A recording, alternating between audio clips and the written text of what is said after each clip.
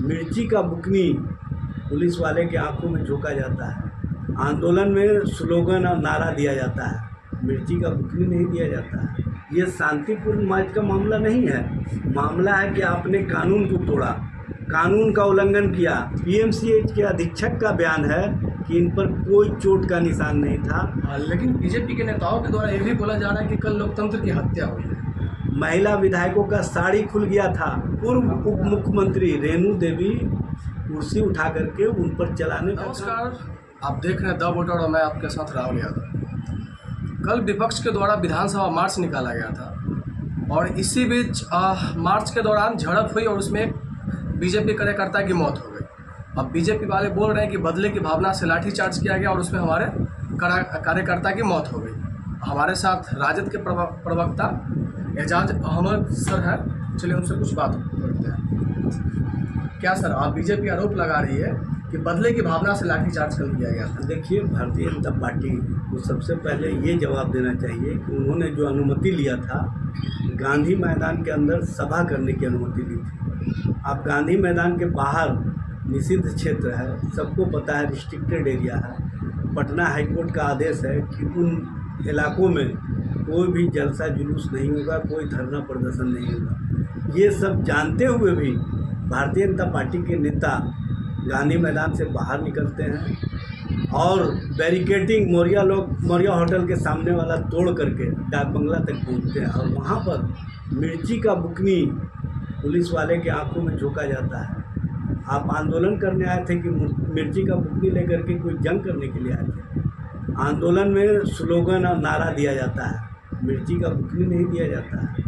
Bharatiya Janata party किस तरह की राजनीति करती है उसका आवरण अब खाल जो ओढ़े हुए थे वो उतर चुका है और लोगों को भी पता चल गया कि भारतीय जनता पार्टी किस तरह का आंदोलन करती है और किस तरह से आंदोलन के माध्यम से राजनीतिक रोटी सेकने के लिए, राजनीतिक लाभ के लिए पुलिस वाले के आंखों में मिर्ची झोंकने का काम करती है। लेकिन बीजेपी के नेता बोल रहे हैं कि हम संवैधानिक तरीके से मार्च कर रहे थे, पुलिस वाले ने बल प्रयोग किया।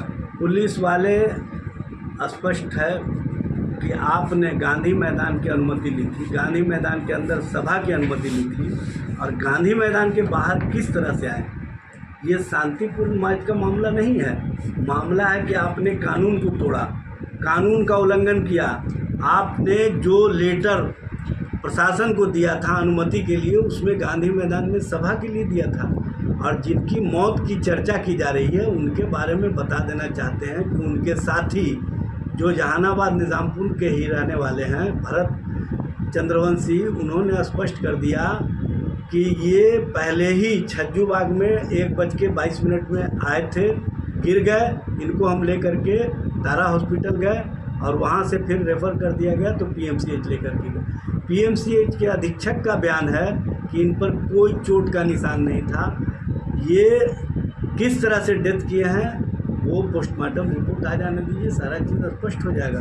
भारतीय जनता पार्टी मौत को भी कहीं ना कहीं राजनीतिक हथियार बनाती है और राजनीति के लिए इस्तेमाल करती है, कहीं से उचित नहीं है।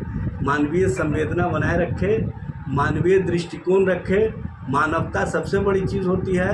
राजनीति और सत्ता हासिल करने के लिए झूठ और फरेब ये किसी भी दृष्टिकोण से ठीक नहीं है।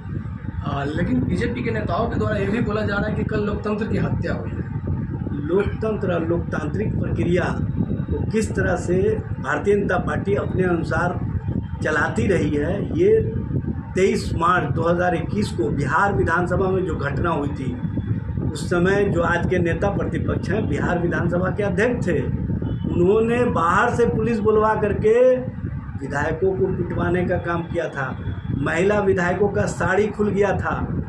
जिस तरह से मानवता को शर्मसार किया था, ऐतिहासिक रूप से बिहार विधानसभा कलंकित हुआ था और उस संबंध में सारी बातें स्पष्ट हो गई कि अपने अधिकार क्षेत्र से बाहर जाकर के बिहार विधानसभा अध्यक्ष ने जो पावर इस्तेमाल किया और जिस तरह से पुलिसिया रौद्र रूप विधानसभा के अंदर दिखवाने का काम किया, ये कहीं से भी उचित नहीं था। ये लोकतंत्र और लोकतांत्रिक प्रक्रिया को कमज़ोर करने का जो भारतीय जनता पार्टी का अभियान है उसी का अंग रहा है। और आप पिछले 4 दिनों का देख लीजिए ना विधानसभा का ट्रैक रिकॉर्ड।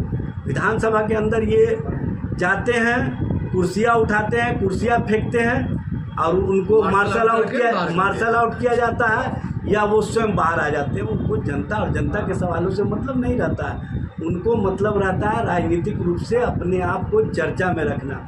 जब माननीय उप मुख्यमंत्री जी सरकार के स्तर से जवाब दे रहे थे तो पूर्व उप मुख्यमंत्री रेणु देवी कुर्सी उठा करके उन पर चलाने का काम की। ये देखना चाहिए लोगों को, समझना चाहिए लोगों को कि किस तरह से लोकतंत्र की परिभाषा भारतीय जनता पार्टी गढ़ रही है। चलिए आपसे लास्ट सवाल कि कल मैंने खुद उस विधानसभा मार्च को कवर किया, उसमें एक चीज़ बोला जा रहा था, चार्ज सीटेड उप मुख्यमंत्री इस्तीफा दो। इस प्रकरण को आप कैसे देखते हैं? देखिए, इनको तो बोलने का कोई नैतिक अधिकार है नहीं। माननीय प्रधानमंत्री जी ने 27 जून को देश को संबोधित करते हुए कहा था एनसीपी के संबंध में कि नेशनल करप्ट पार्टी, देश का सबसे भ्रष्ट पार्टी, और जो पवार फैमिली है ये देश के सबसे करप्ट लोग हैं। और उन्होंने अजीत पवार का नाम लिया था, छगन भुजबल का नाम लिया था, मुंडे का नाम लिया था, हसन मुशर्रफ का नाम लिया था, अन्य लोगों का नाम लिया था।